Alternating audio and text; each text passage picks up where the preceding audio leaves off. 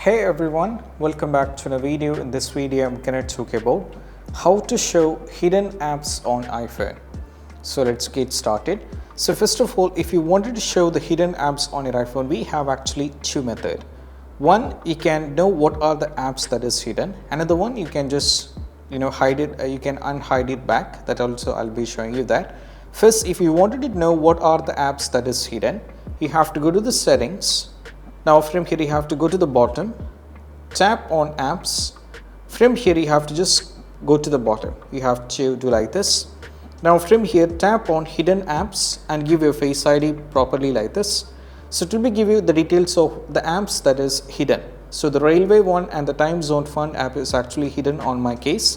This is a way how you can find it what are the hidden apps. And also we have another way that is all about you have to swipe like this, go to the app library over here like this, you have to swipe it to the over here.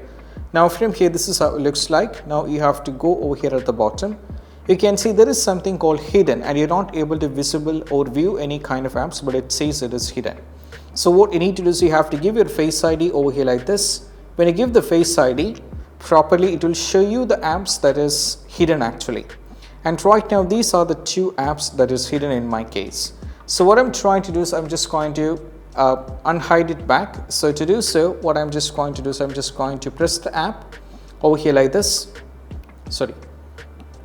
What I'll try to do is I'll just go over here, press like this. You have to just press and make sure that you give the Face ID while doing this. You have to press over here like this.